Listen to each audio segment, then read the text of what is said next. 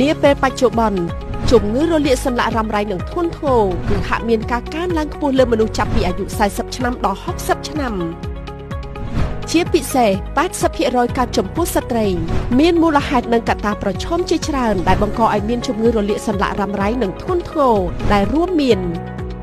កត្តាដំណពូជកត្តាបំរែបំរួលអរម៉ូនកត្តាបរិយាកាសសង្គមកត្តាសុខភាពផ្លូវចិត្តភាពបំរែបំរួលប្រព័ន្ធភាពស៊ាំការធ្វើការងារធ្ងន់ជំងឺរលាកសន្លាក់រ៉ាំរ៉ៃនឹងធ្ងន់ធ្ងរអាចលេចចេញជារោគសញ្ញាដូចជារលាកហើមឈឺចុកចាប់នៅតាមផ្ទៃសន្លាក់ប្រអប់ដៃម្រាមដៃប្រអប់ជើងជង្គង់ត្រគាកស្មានិងឆ្អឹងកង្ក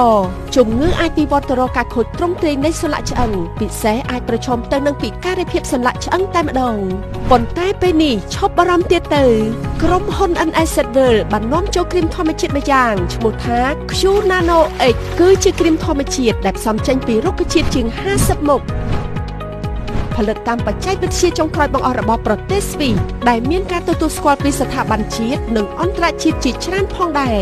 ប្រើ Q Nano X មិនបាច់លេបមិនបាច់ចាក់គ្រាន់តែលាបលើសរសៃជីបចរនិងកន្លែងដែលមានបញ្ហាប៉ុណ្ណោះប្រើ Q Nano X ពិតជាអស្ចារ្យប្រើភ្លាមទទួលបានប្រសិទ្ធភាពភ្លាមមិនចំណាយលុយឥតប្រយោជន៍ទេបានទាំងសុខភាពជួយទាំងសម្រស់ឲ្យក្មេងជាងវ័យជាផលិតផលពិតគុណភាពពិតសុវត្ថិភាពពិតដើម្បីឲ្យកាន់តែជឿជាក់ច្បាស់សូមពុកម៉ែបងប្អូនទាំងអស់គ្នាទស្សនាវីដេអូអតិថិជនដែលបានប្រើប្រាស់និងកំពុងតែប្រើប្រាស់នៅផលិតផល Q Nano X របស់យើងដូចតទៅ